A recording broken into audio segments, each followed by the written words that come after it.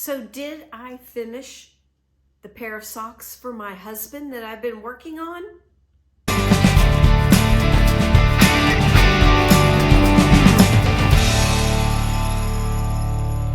Hi, my name is Jana Kay and welcome to my channel, Flourish, Faith, and Fiber.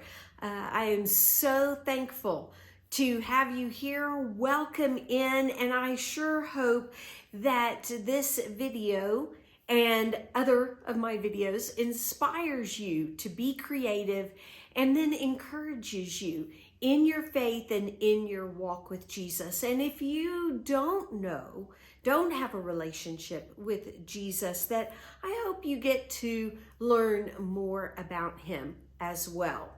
So, if you do like the video, I really would appreciate a thumbs up.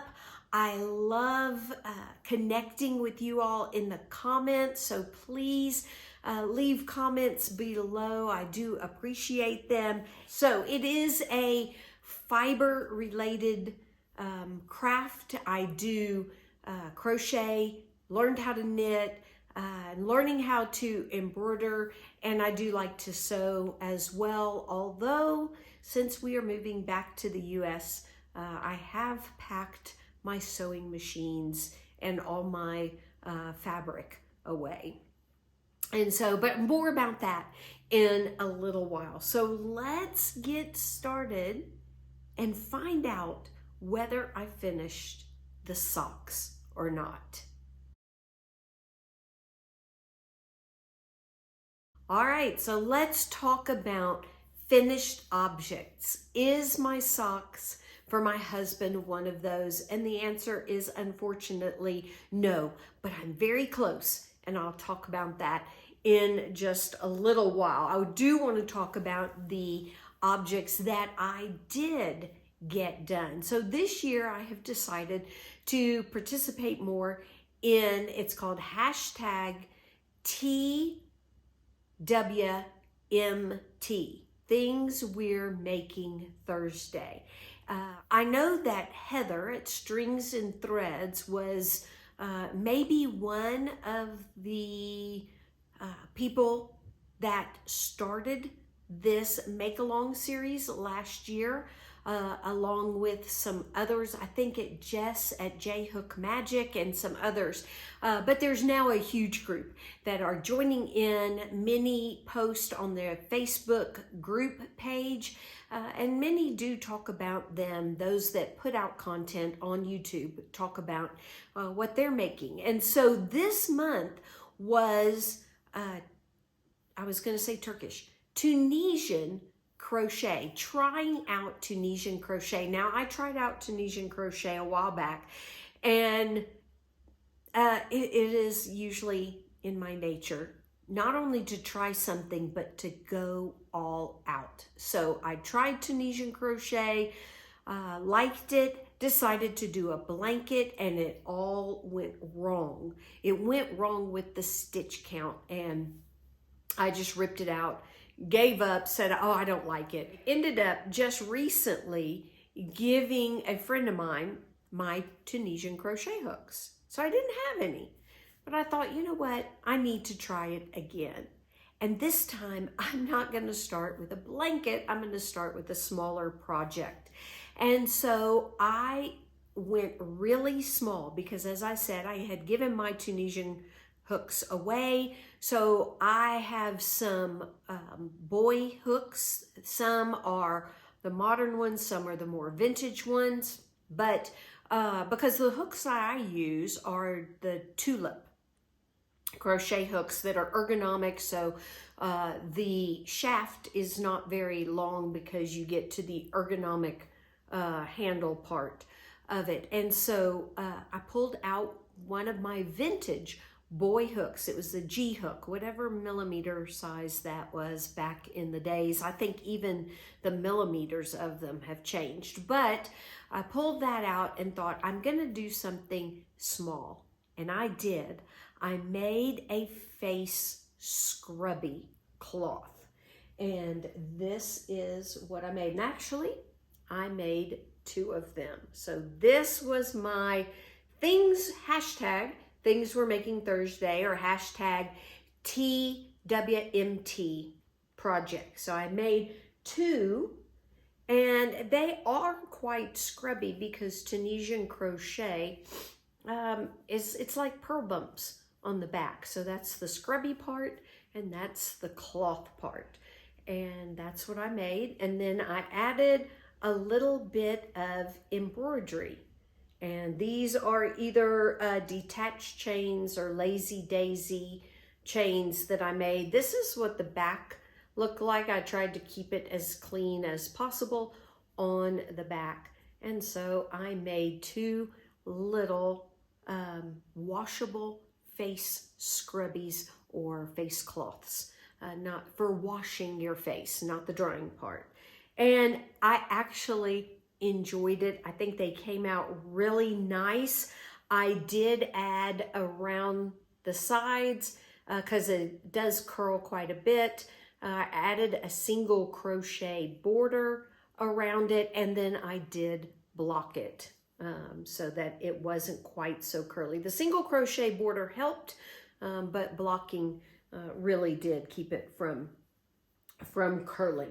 I used as my cat project that I talked about last week, and I will put a link to that video here. But I used some of the orange yarn that I had used for the cat, and it is Venus Colors. It is a DK weight 100% cotton yarn, and it is in the color orange.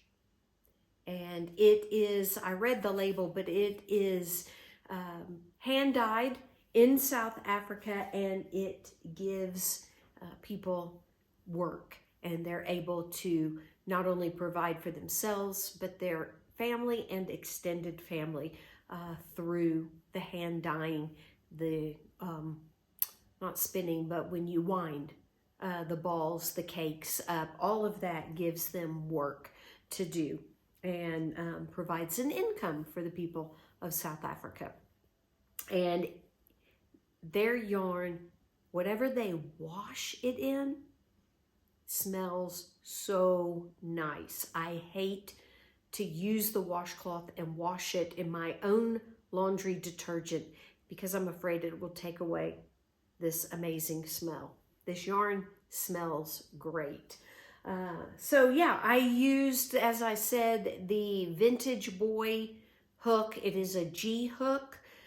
So I think it's around a 4 point something millimeter hook, but not exactly sure. So that is my first finished object. And I say first because technically I have finished an object, but for the make-along, not completely finished the object. So I consider it a finished object because, okay, there's this make-along called hashtag Mix and Match Challenge 2024.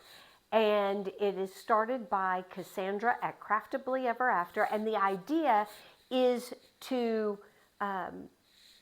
mix patterns to make an amigurumi. So take part of the amigurumi from one pattern, part from another, maybe a third or even fourth pattern, and put them together to make a unique amigurumi. Now, people turned in drawings, so we're actually making an amigurumi based on the winning drawing, which was a cat in overalls with a mushroom hat. But the reason I consider it a finished object is the cat and the hat actually came from one pattern, and I'm done with it. So let me show you. So here he is. Here is my cat and the hat that came from the website called Amigurumi Today, and you sign up for newsletters through email. Now, I will tell you that they do not send email like every day. In fact, I don't even know if they send it once a week. Anytime they get new patterns, they will send out an email. So it is not irritating. I'm really glad that I signed up for it because I don't have a lot of amigurumi books. I'm not an amigurumi maker, or let's say I didn't start out as an amigurumi maker.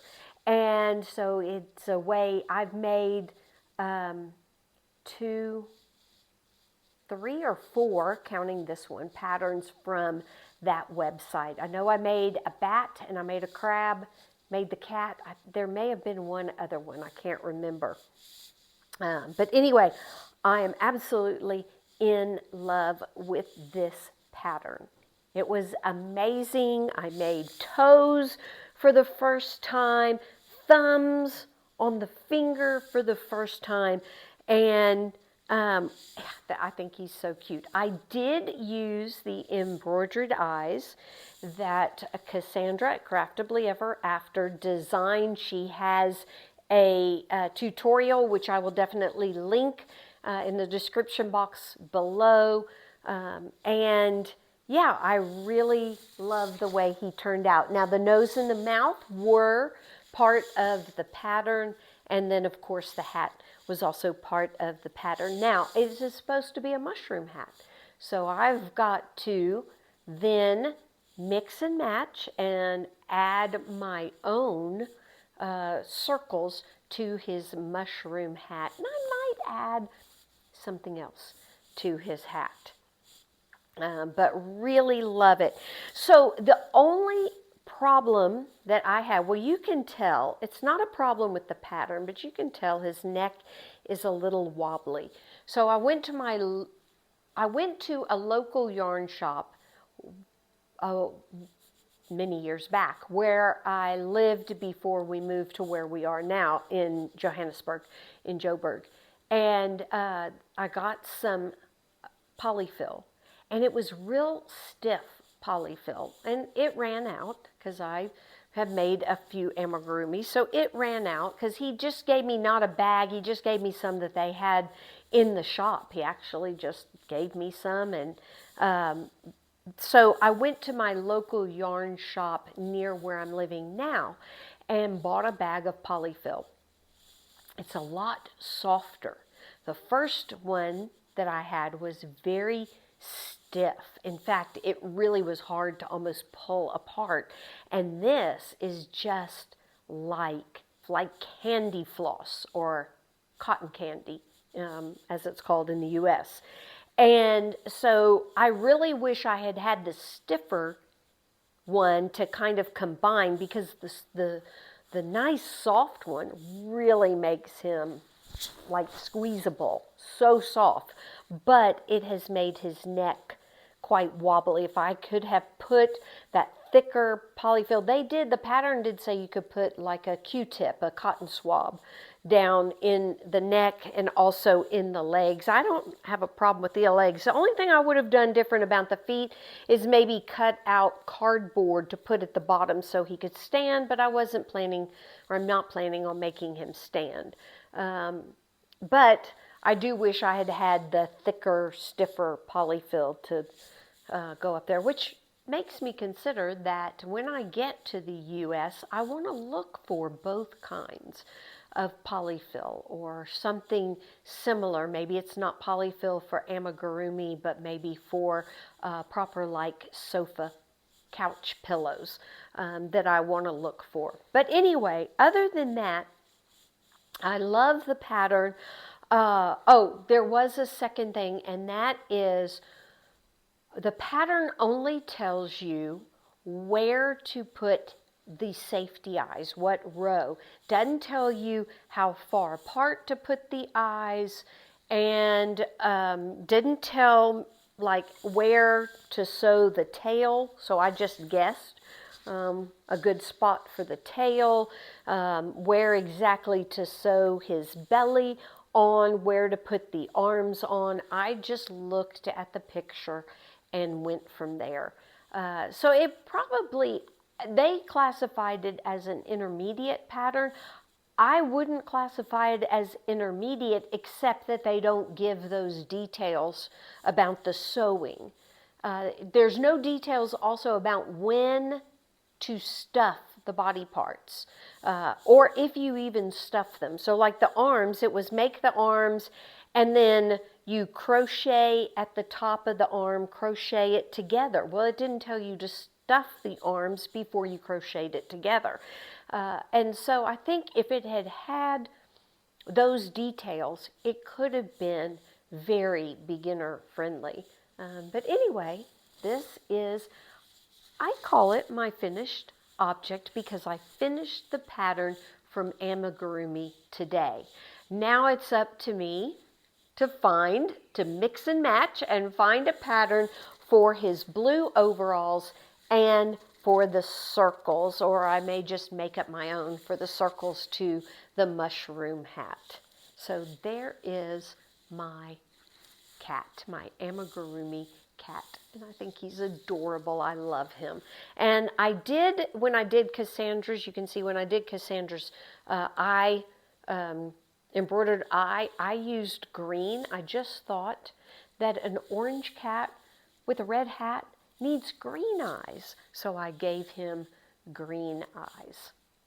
So, again, the yarn that I used for the cat was the Venus Colors, DK weight 100% cotton yarn, and I used a 3mm hook for that. Went back to my tulip 3mm hook.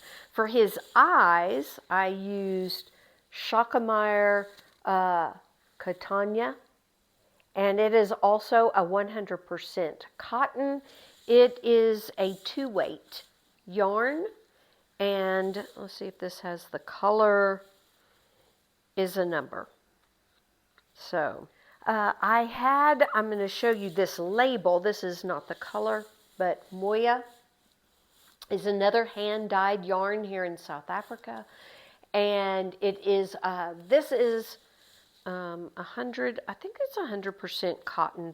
They do have some that's a cotton bamboo blend, and it is a DK weight yarn. So I have these little, they call them tots. I think they're really cute. They call them tots that I got, and I used this pink color for the nose and the mouth, and I used this gray, and it's a little bit different. It's still 100% cotton, but the way that it has been spun together, and then it's got little blips of kind of a light gray mixed in. It's kind of a blue gray, and I use that for the eyebrows and the eyelashes.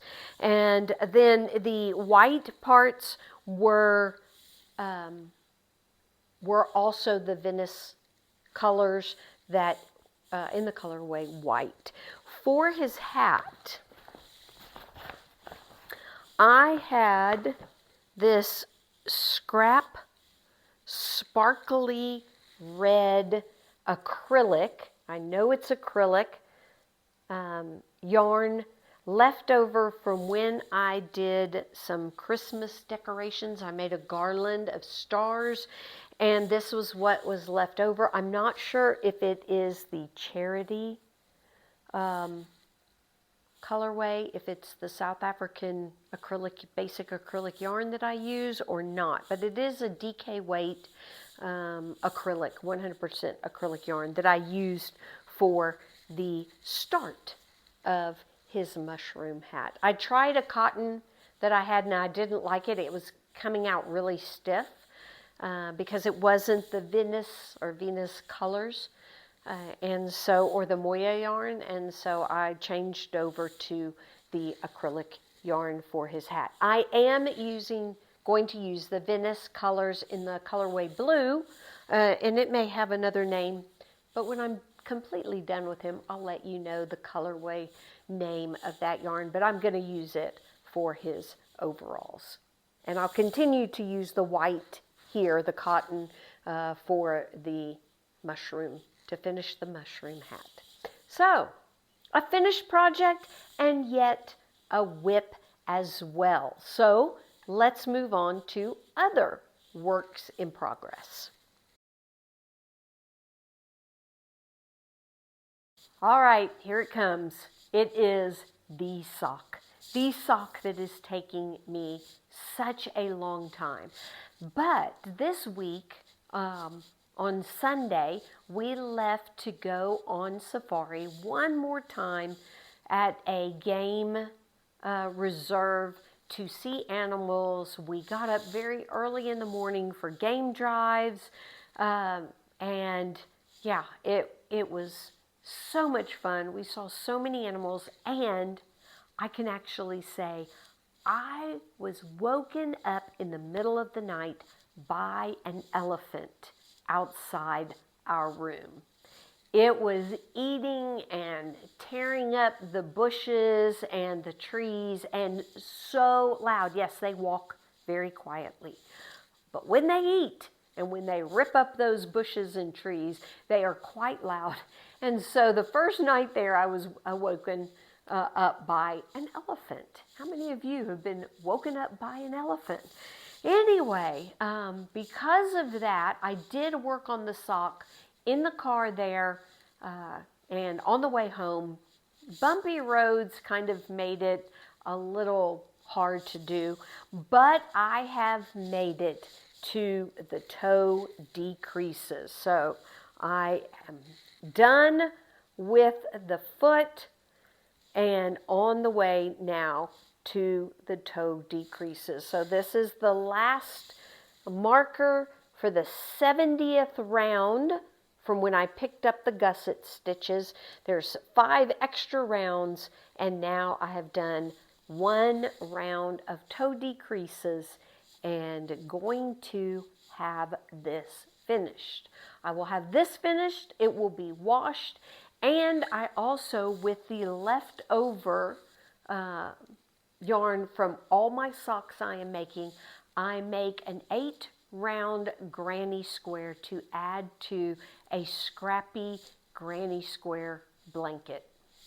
And so this will be added on before all of it goes into our crate to be shipped back to the U.S. So next week you should see a finished sock and a finished granny square, and I will show you the rest of the blanket that I have done so far. It's not huge because I have not made that many pairs of socks, but working on it and excited to add this yarn to that scrappy blanket. So again, it is the Crazy Sock Ladies vanilla sock pattern. My husband has a size 11 foot, roughly 10.5 to 11. So I do a 25 round cuff, a 60 round leg, and then enough for his foot to fit into it. And I am using Hypnotic Yarns. This colorway is called Bougie New Year. It came out January 2023. And I cast on 72 stitches on a 2.5 9mm 9-inch circular needle. And it is the Yarn Club, the Yarnable Yarn Club. And this, her yarn is sock weight or fingering weight, and it is 85% superwash merino, 15% nylon. It is called her plush sock base. So, next time you should see, as I said, a finished sock and a finished granny square.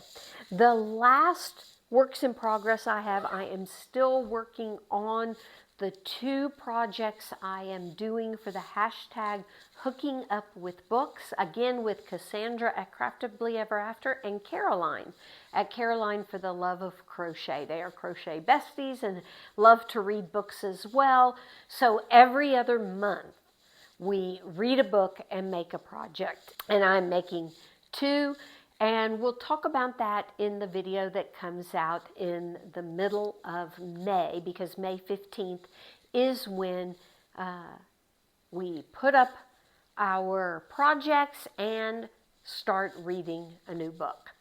And so that will come out around the 15th of May. So I think that is it for finished projects, works in progress. We're going to move on to upcoming plans. Plans for when I get to the U.S. All right, as I said, I am going to continue working on my 2 projects for the hashtag Hooking Up with Books Make Along. I have put a lot of my yarn into our crate, but I have left some yarn out that will go into the suitcase, because it could take 3 or more months before we actually receive our crate. And so I've kept some yarn aside for some projects that I want to do while we're in the U.S. And so besides the Hooking Up with Books projects, I have set aside the yarn that I am going to use for my first knitted sweater. It is with Chandy at Expression Fiber Arts. She has a basically $15 course on how to knit your first sweater. And I have bought that course and going to cast that on. I probably will wait, because carrying from South Africa, carrying knitting especially or crochet in your carry-on is very difficult. It is not allowed. Although I have been able to carry on like one crochet project because, and I tend to use a hook that is a larger hook, not a sharp hook. And so I'm able to at least pack one crochet project. I haven't really tried knitting. I did have some crochet hooks taken one time in South Africa, and so I don't want that to happen again, so I don't even chance it. Usually on the plane, especially when we leave in the evening, the lights are off, and I feel really guilty for keeping even a reading light on, because people are trying to sleep. And so especially the first leg of the flight, I pretty much either watch the movies that they show or I try to get some sleep myself. And so I will probably, all that to say, cast that sweater, that jersey on when I get to the U.S.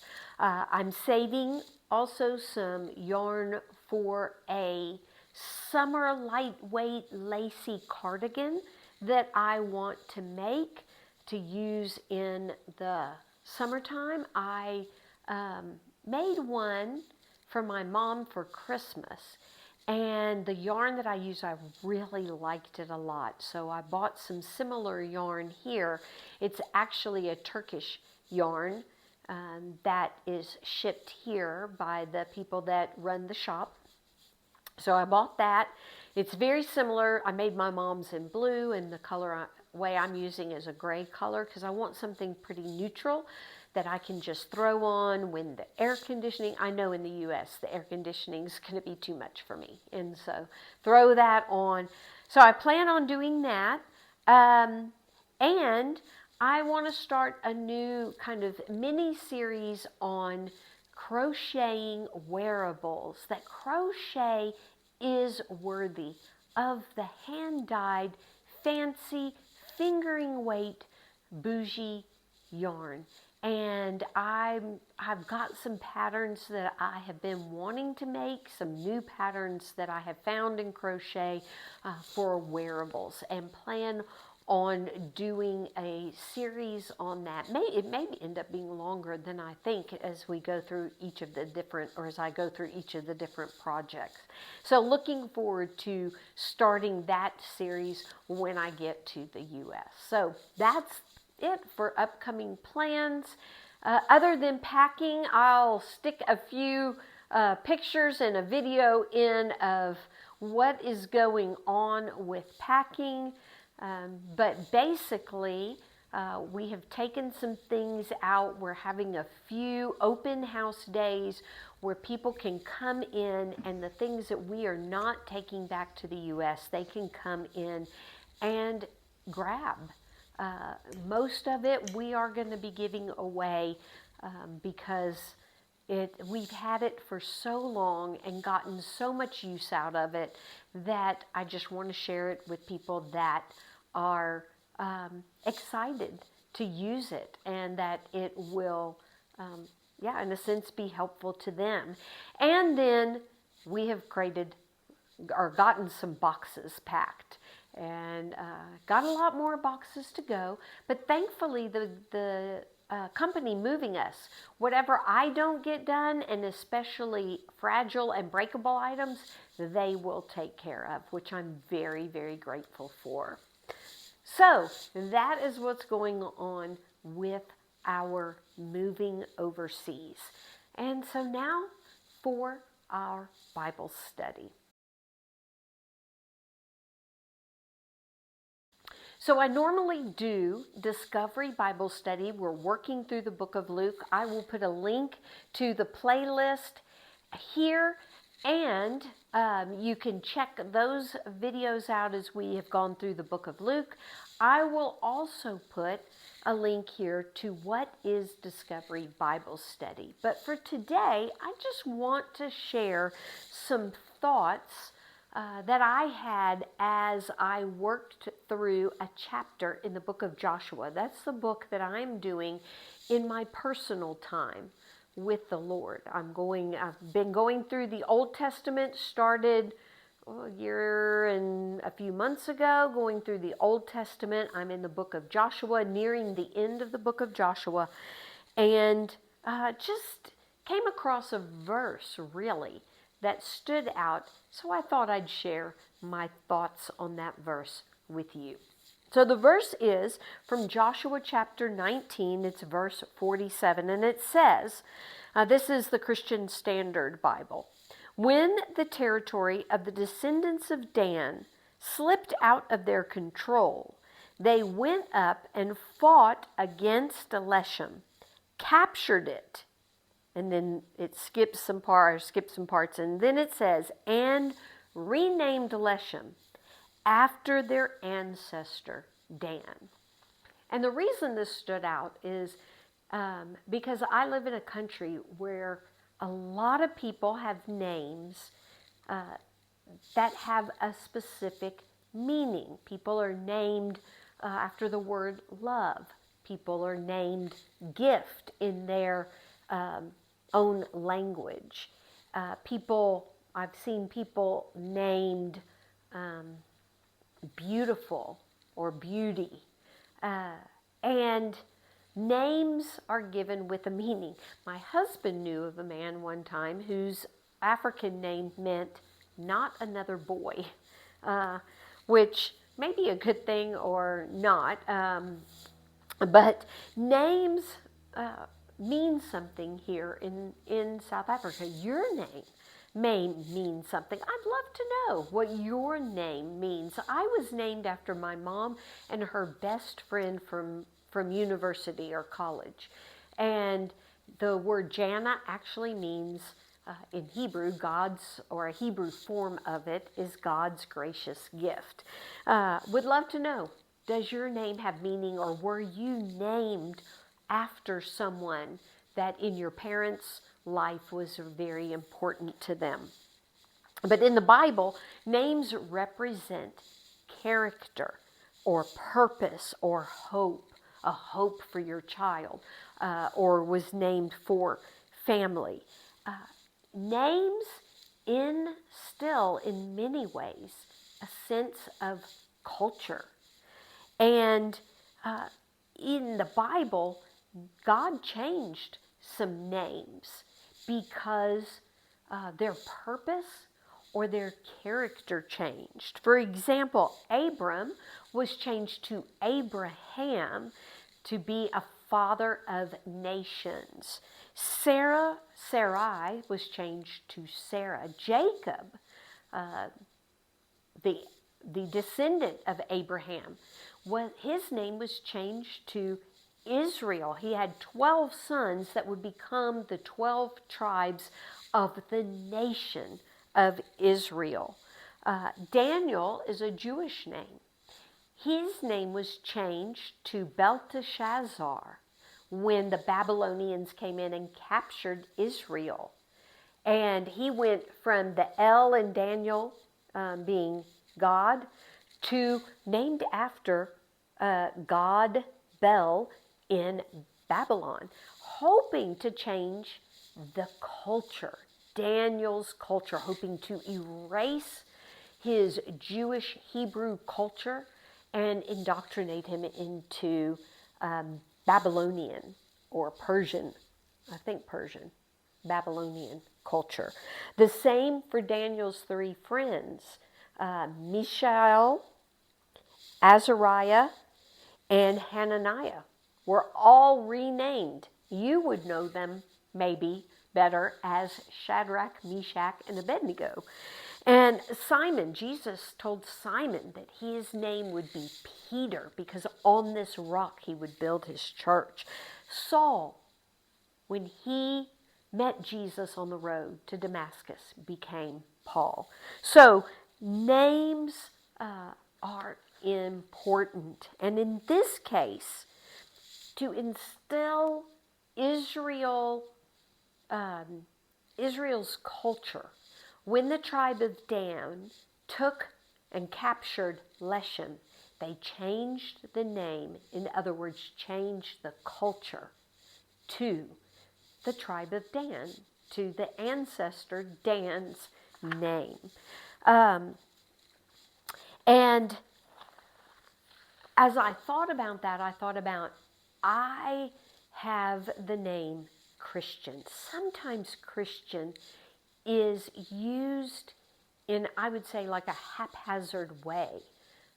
It's thrown around without maybe a lot of thought to the reason we call ourselves Christians. Christians, the name was given in the early church history in Antioch. That's when believers, followers of Jesus, were called Christians. It has Christ in it. We follow Christ. I follow Christ. Christ is my Lord and Savior. And I have been adopted into God's family. So in a sense, my identity and my culture has changed. I have gone from being lost to not following Jesus, doing things my own selfish, sometimes ignorant way, not knowing where I belong or my purpose in life, to being adopted into God's family, having a purpose, being a part of a family, being heir to the kingdom, having God's name. And I should be so proud to call myself a Christian. And I hope if you are following Jesus, that you are proud to call yourself a Christian, and that Christ has changed you in such a way that you have identity. You are certain of your identity in Him, your purpose to glorify Him and make His name great, and to serve Him, to minister, and that you are secure in your adoption, that you know you are a child of God, deeply loved by Him. So I hope that this has been an encouragement to you as it has been to me. So thanks for joining me for this video, and I will see you next week. I'm not sure the week after what's going to happen with our moving and packing and all of that, but I will see you next week with a finished sock, maybe a completely finished cat, and maybe something else along the way as well, depending on my time and how much packing I've gotten accomplished. So y'all have a great day. Thanks again for joining me. Let me know down in the comments what you're working on, but also let me know what is the meaning behind your name. Y'all have a great day. Bye-bye, y'all.